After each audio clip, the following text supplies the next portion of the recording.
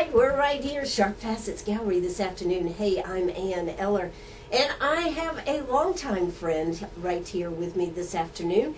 Dr. Marianne Lenti is here with us. You know, you always used to hear her playing the piano, practicing all the time. Somewhere along the way, though, this creative artist came out, and now I think you do both. I do. I still know how to play the piano. I have all of one piano student that I maintain. What? Oh, okay. One. I have one piano student. That's Ann Craig. She's the director of the Arts Center. Right. And she always wanted to learn to play the piano. That's right. Yes. And she is learning. I have had to learn how to play most of the Baptist hymnal. Okay. Which was not part of my early musical experience. So it's been a learning curve for me too. Wow. Hymns are very difficult to play.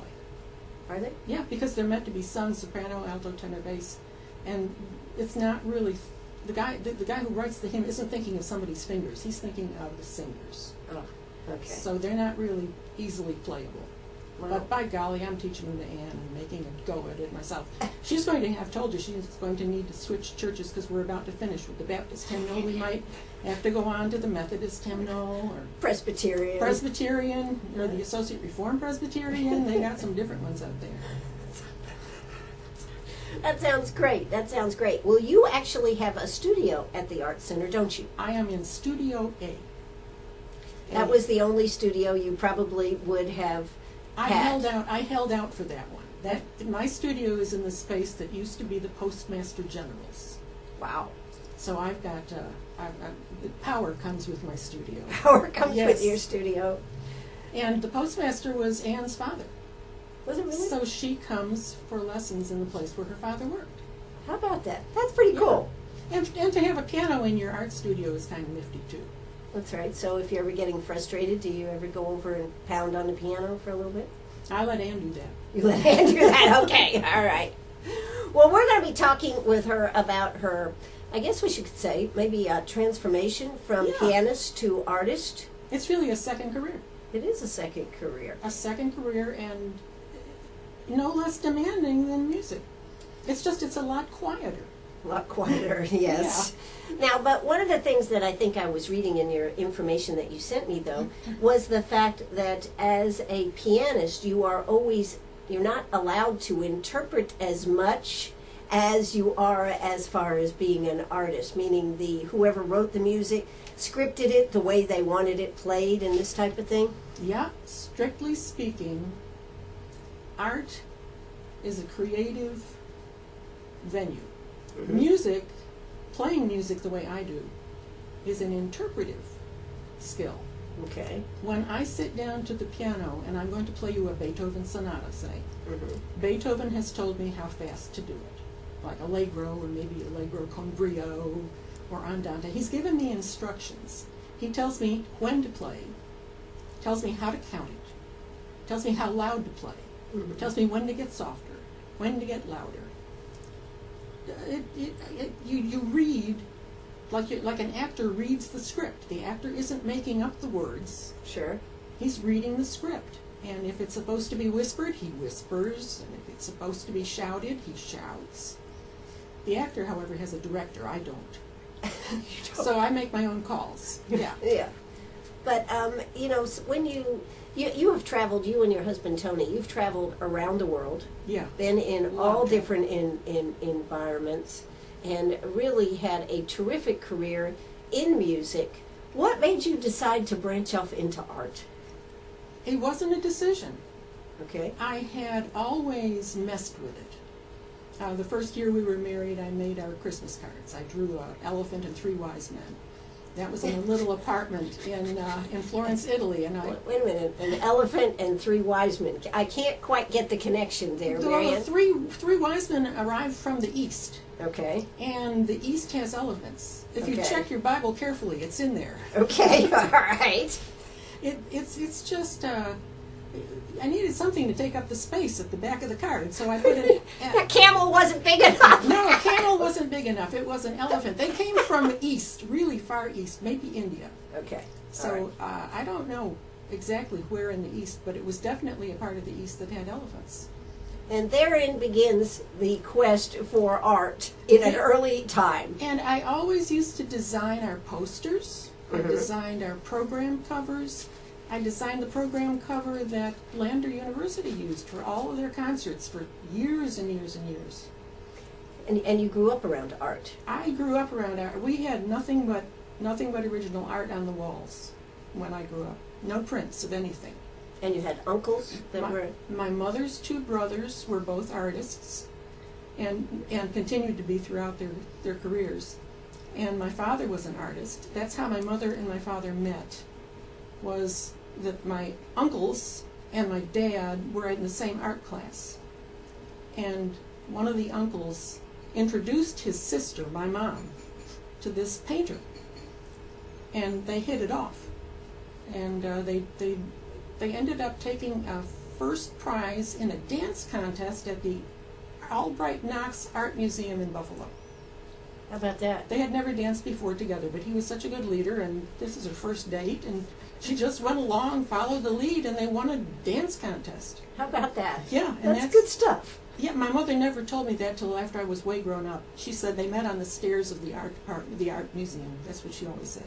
She never told you that story until she was... No, my father did not have her in his arms when they met. No. I was protected from that little bit of information.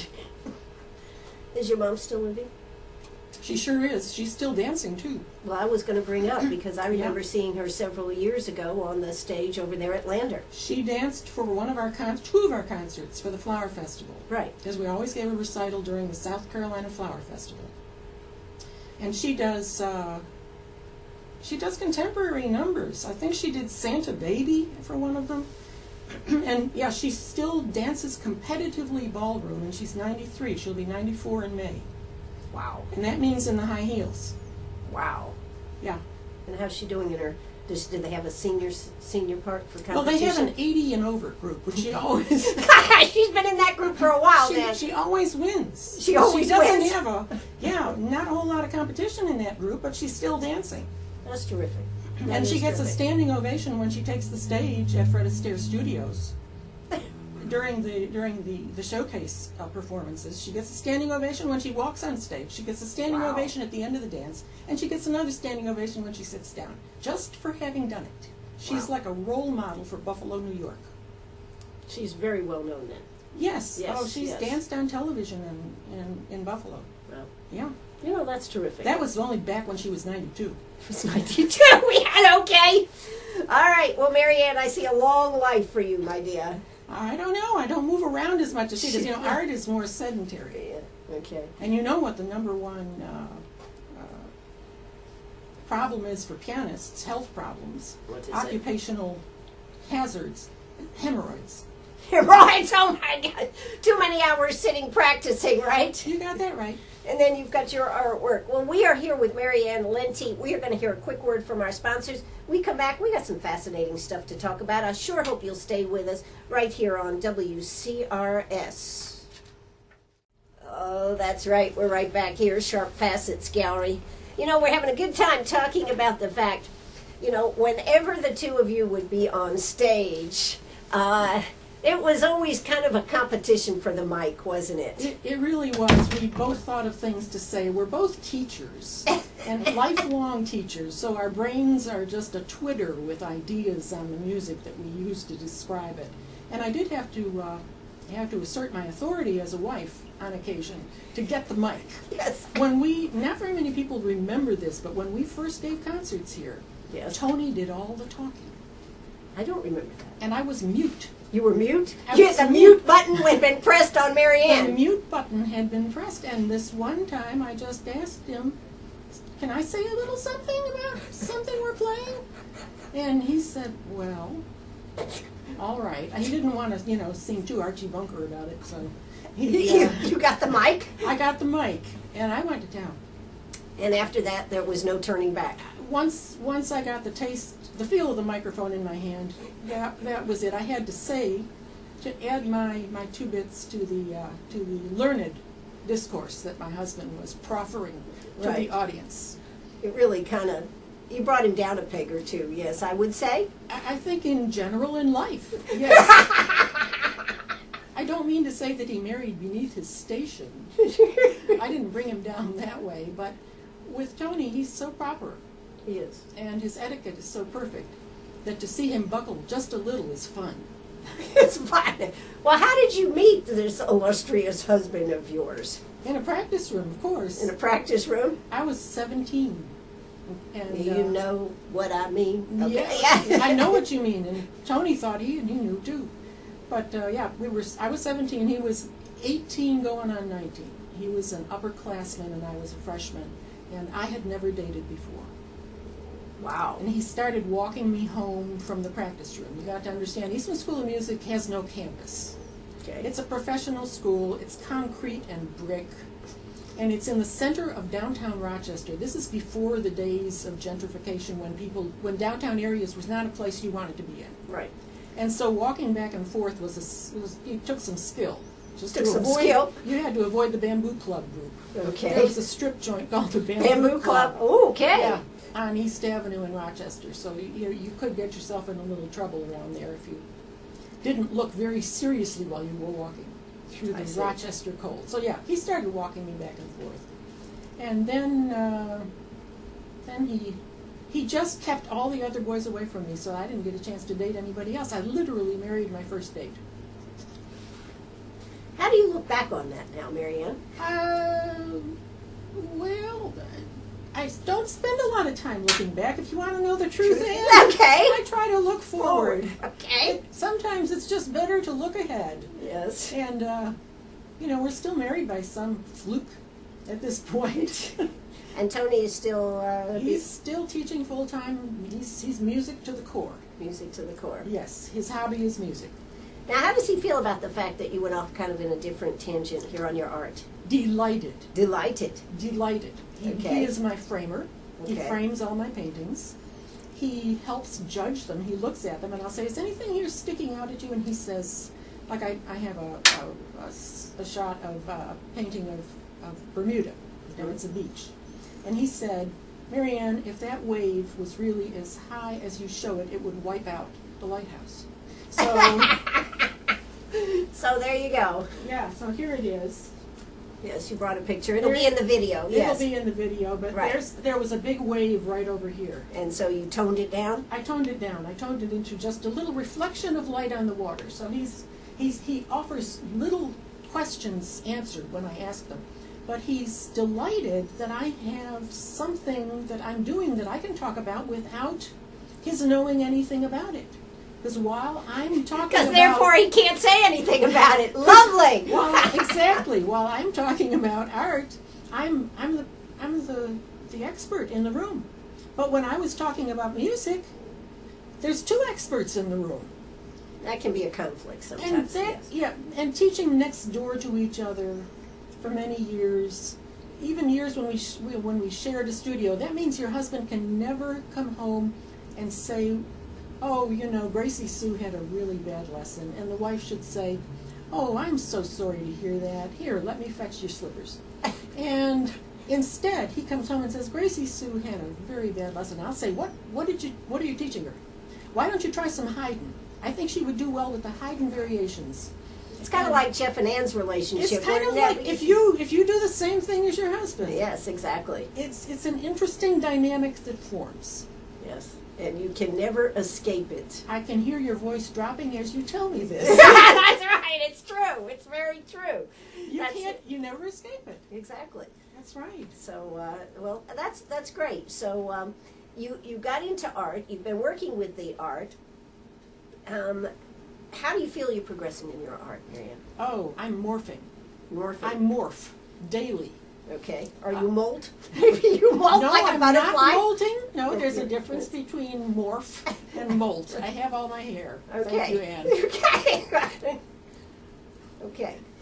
You'll have to catch that in the video, what she just did, folks. Okay. Like Picasso had his blue period and his cubism period, and Stravinsky had his neoclassic period and his 12-tone period. I've gone through periods with my art. For a while there, when I first put oil paint on a canvas, I did nothing but abstract pictures of copied from electron microscope photographs of the exterior of soap bubbles. Wow, that's deep, Marianne. That's and the colors on a soap bubble are kind of like it's sort of like the shades. Have you ever seen gasoline spilled on a wet pavement? You know how it makes that Right. kind of rainbow Iridescent, effect? Iridescent right, effect. right. That's what the outside of a soap bubble looks like in various formations with all sorts of flow back and forth. My sons have those, and some of them were scooped up. There's none of those left. How about that? And then I went through a Florentine period where I did Florence. We spent the first year of our marriage in Florence and started our piano duo careers in Florence. And so Florence Italy, right. Yeah. And so Florence has always been close to my heart. So for a long time I did villas and art scenes with the countryside of Tuscany, sort of a quilt pattern of colors, and those all got snapped up. I'm sure the guy who snapped them up is looking for more of those, but I've morphed. You've morphed. I There'll be no morphed. more. There's no that era is over, and now I know I'm a landscape painter. Okay. My landscapes are unpopulated. Unpopulated. I think after years of teaching crowds of people and years of playing in front of even larger crowds of people, Sure. I'm kind of worn out in the people department. Okay. So you'll look, there's no people in my paintings. There are It's none? just absolutely calm, nothing to challenge you in terms of a presence. You can see what it is. It's representational art. It's always been, aside from the soap bubbles, which you may think bordered on the abstract, but they were not abstract in the absolute sense, in that they were soap bubbles.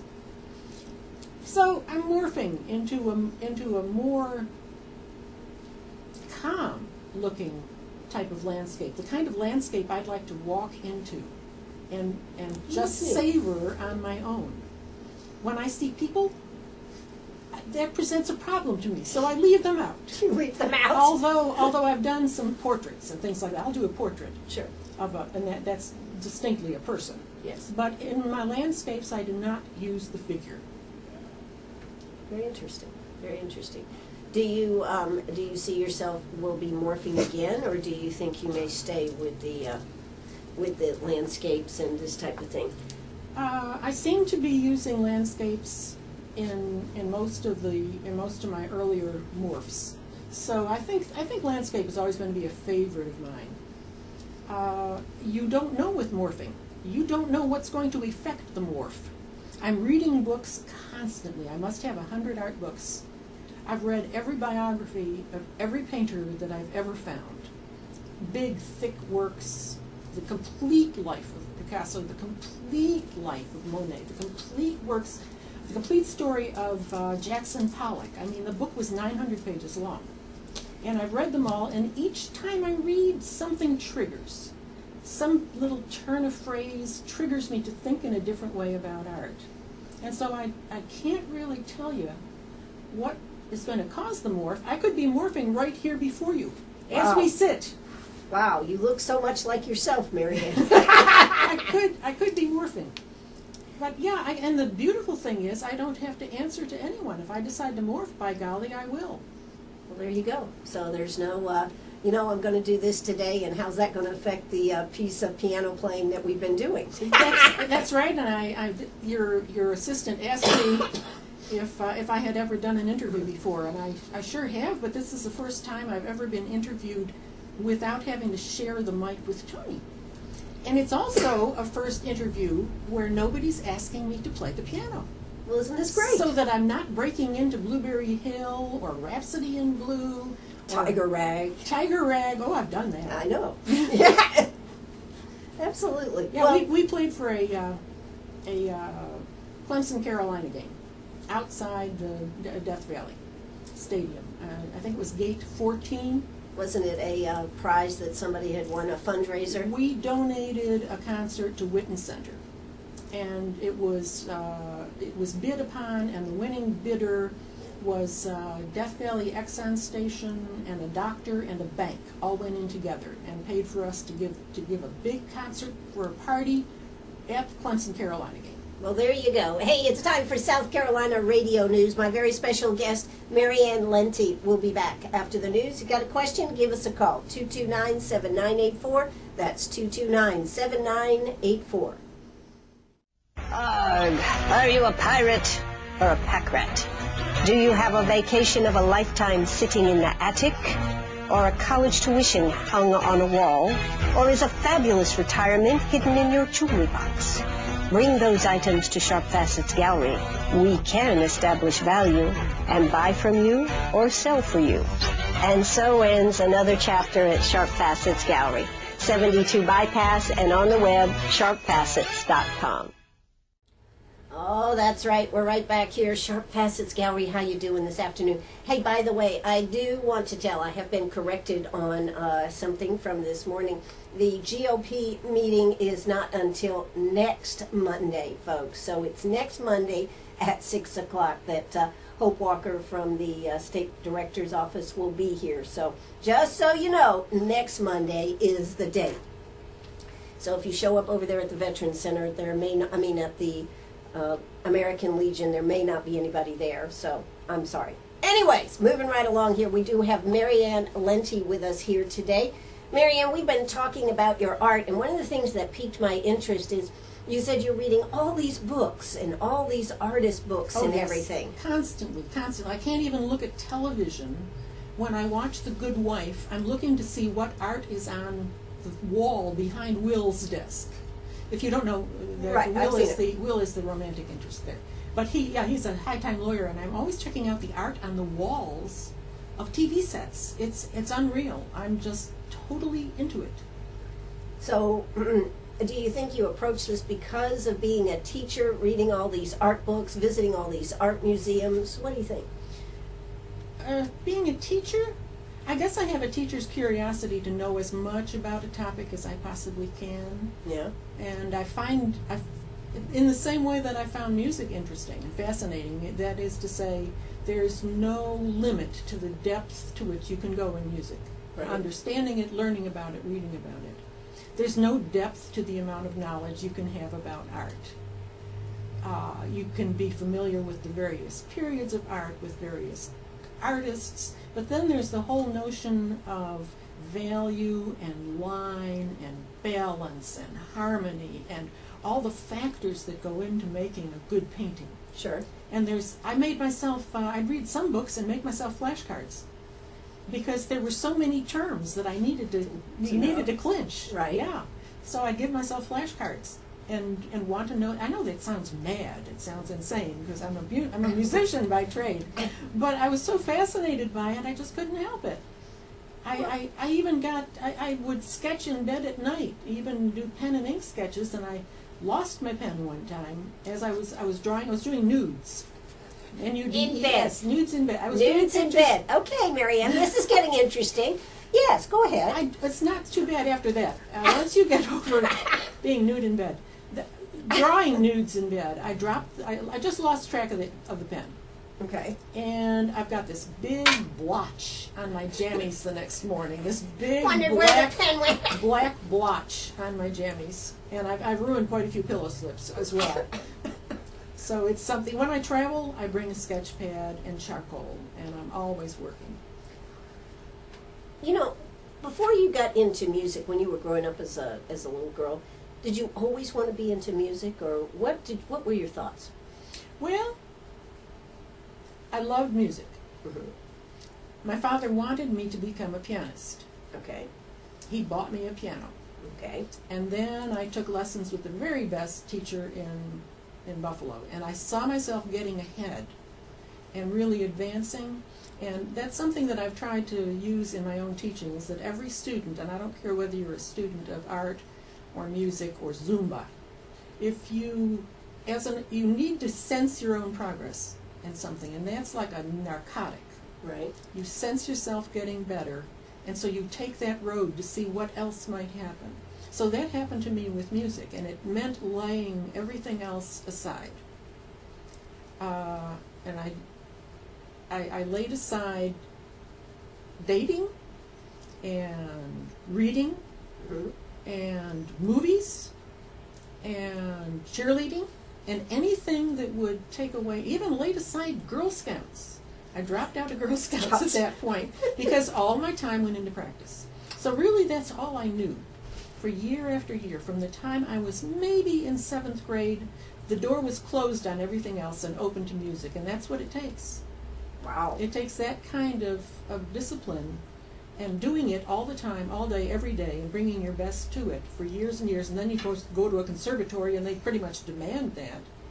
Then we started a performing career, and that demands that. So we went straight from high school through my entire life, needing to rehearse, learning about music, studying, practicing, rehearsing, trying to keep the marriage together. There were times when I'm getting close to a concert, my tact leaves, and if Tony had played something that I didn't care for, I should have said, "Do you suppose we could take it from measure 15, the top of the page, and give that another go? Shall we, sweetheart?"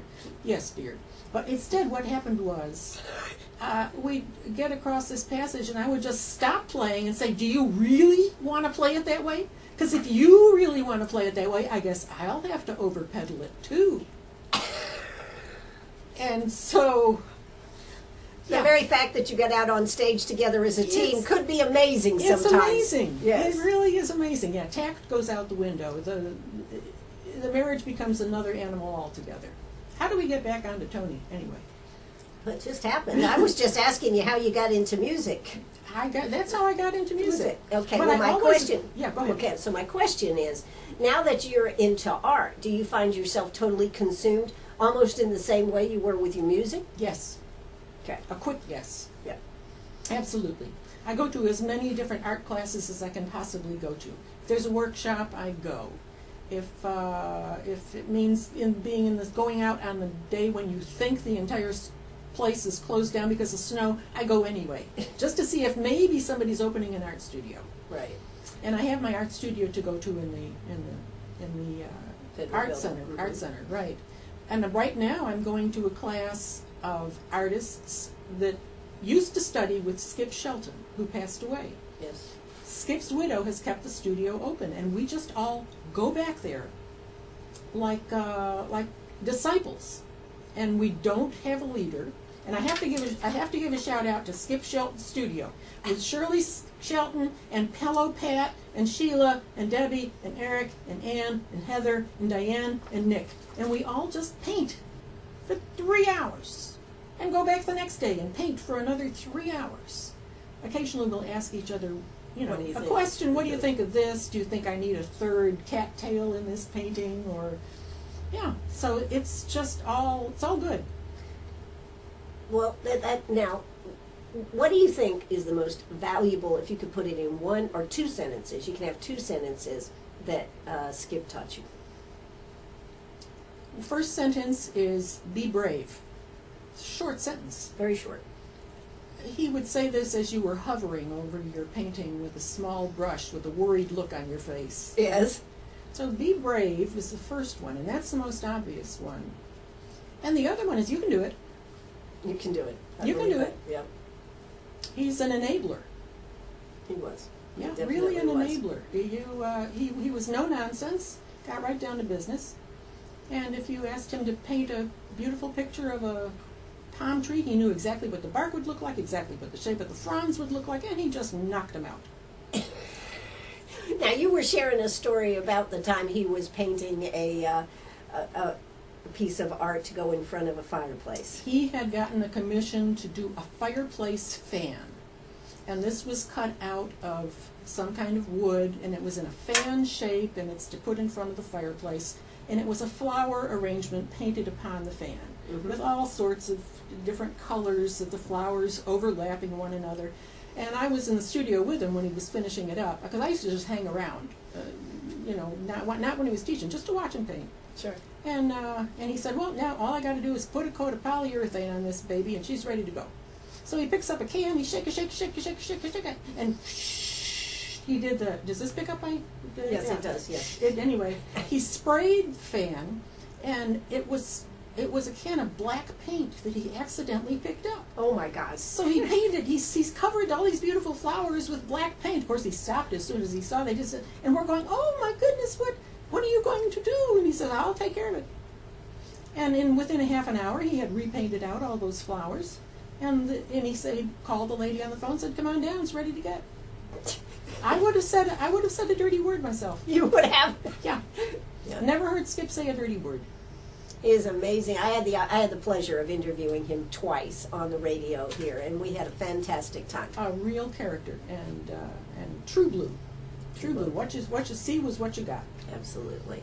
So I think it's great that she's kept the studio open there, and y'all are able to go and paint. It's really fun, and it's the whole notion of having a studio with no teacher is tremendously freeing.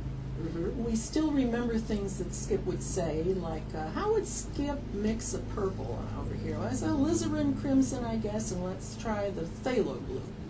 And then remember, you got to add white in order to see the shade of purple you've ended up with. Otherwise, it just looks like muck. And so all these little hints that we remember, little asides that he made, live on in the memories of all of his students.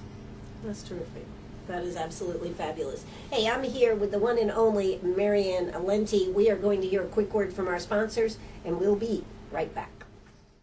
Oh, that's right. We're right here, Sharp Facets Gallery. Gracie is just moving around here. Let's hope she stays quiet.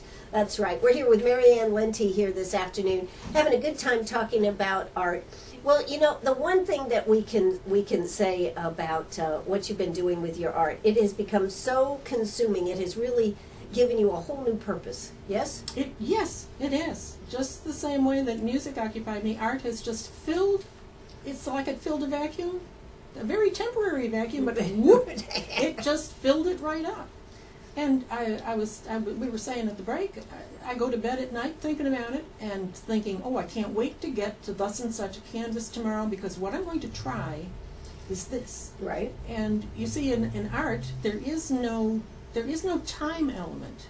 Music and teaching are very time-oriented pursuits. Your class starts at a certain time, it ends at a certain time. It is certain days of the week, and you simply show up and be there. That's right. And same thing with a concert.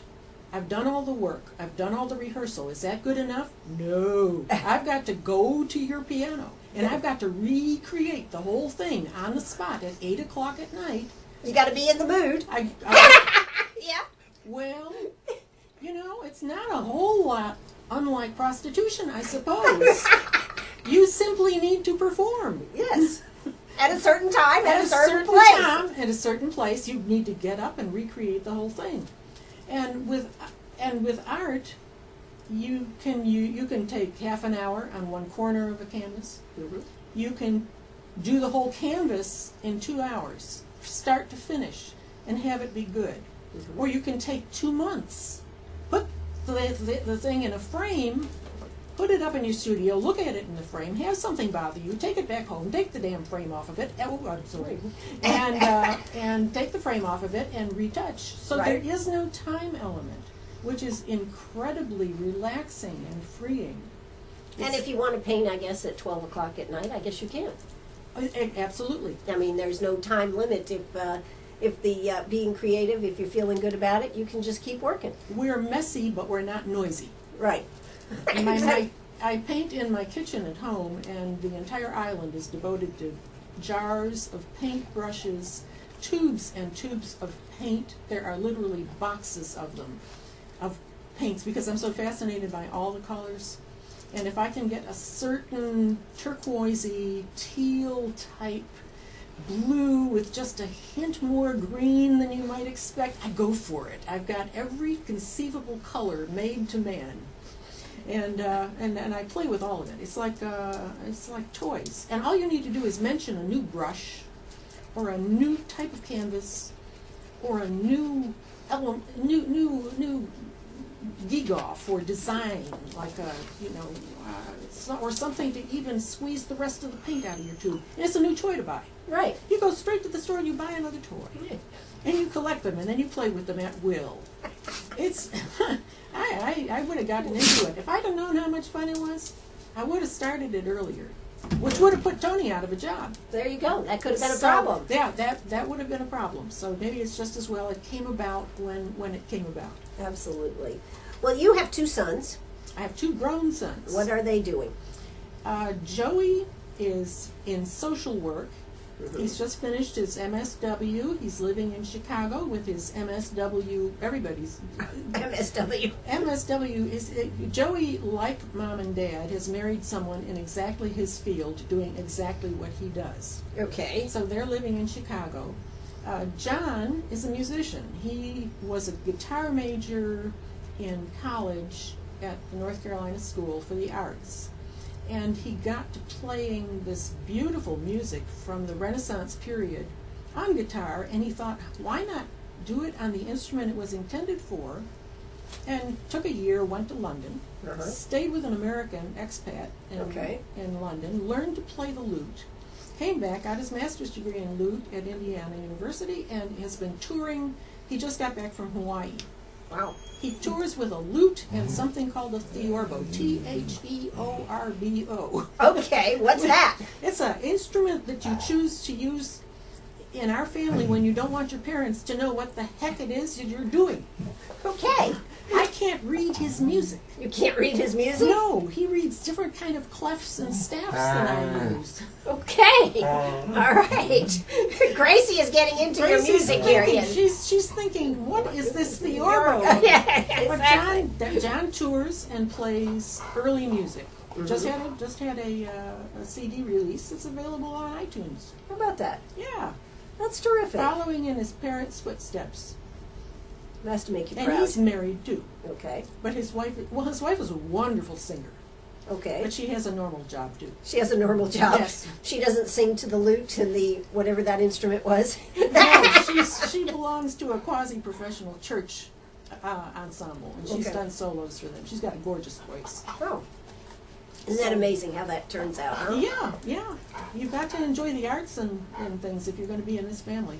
Okay. Well, how about your pets then? You have pets that are into music and the arts? The pets are more into art than they are into music, because music means mom and dad have to leave the house and Right. leave them alone. Art, I paint with the dogs all around me. Yes. It's not unusual for me to have a palette of nice gooey paint that I'm holding close to my lap and have a cat jump onto it. And I don't even pretend anymore to get the cat hairs off of my canvases. There are some painted They're a in. part of your art. They're painted in. That's right. The early Impressionists used to paint out of doors and got dirt into their paints. Yes. And straw and whatever was blowing around. Well, I have cat hair. You have cat hair. Yeah. Have any of the cats signed any of the paintings, Marianne? No. You're not going to share that, are you? No, they create an intermission in my artistic exploits while I clean them up and reestablish the order of my palette. Yes, I understand. But they love art because I'm home when I'm doing it. Sure. And then you've got 2 dogs? Got 3 dogs. 3 dogs? 3 dogs and 2 cats. We just love. I guess it's empty nest syndrome. Yeah. Gone berserk. Going berserk, yes. That's pretty cool. That's pretty cool. So, as you look at what you're going to be doing, what's coming up? Aren't you going in August? Are you going on a trip? Yes, in August we're going to take a trip to Kiwi Key, where Tony and I are resident artists for the week. Tony is going to do a concert and discuss the music of Chopin and give lessons to whomever wants to have a lesson. Yes. And I'm going to paint a painting on site of Kiwi Key Yes. and discuss my creative process, Right. and also coach any painters or drawers that would like to have me comment upon their work. And we'll do this for a whole week and live in a beautiful resort community, and we're looking forward to that. So Nice work when you can get that type of deal. artists in residence as a musician and a pianist doesn't get much better than that. No, it doesn't, because you'll have your own space during the day. Yes. Exactly. We'll have our own space during the day, and we'll be able to relax. The dogs don't like it because we're going to be out of the house, and they're going to Camp Chickapin. Okay, all They're right. going to camp. So if there was a vote on it, they wouldn't have voted for this. No, they'd rather keep us home and petting them and doing exactly what it is you're doing with Gracie right now. Yes, I know. She's got a little anxious here. Well, you know, Marianne, I think it is so terrific that the journey that you're on, going down a new road, a new path. And morphing. And morphing. Morphing as I go. I mean, that would make a great autobiography. Morphing as I go. Who knows where it'll end? Who knows where it'll end up? I don't know. Did Mork? Morph? Did Mork morph? Mork and Mindy? Remember that show? Robin, what's his name? Robin, yes. What is his name? Anyways, Mork and Mindy. I was thinking Robin about Williams. Mork. Yeah, Robin Williams, yes. Robin Williams. No, well, he's kind of morphed. He has morphed. He's changed. He's morphed. Well, yes, and he morphed into serious drama. I think there's a logical need to change the rules as you go through life. I mean, I changed from a solo pianist to a duettist, and then to a duo pianist. Yes. And each one brings with it a different set of challenges, so it never gets old. It never gets tired. It never becomes a job. That's important. There was somebody I read recently who said, this particular job doesn't use your mind, it only uses your time. In reference to a job they wanted to pass up. Sure. It's filled time but didn't use your mind. And if you're in the arts, that never happens. You're used up all the way. Absolutely. It uses every part of your cranium. It does. That's so cool. Well, listen, you know what? It has been an absolute pleasure to be able to sit down and talk you. art and music and everything. Great, and I've enjoyed every minute of it. Well, this is great. You know, you've been listening to WCRS right here in Greenwood. We are going to hear the news, and Gracie's going to go outdoors for a second. And then I am coming back because Friday afternoon, I told you I was on an undercover mission. We're going to play a little bit of that undercover mission for you. So don't you go away. We'll be right back.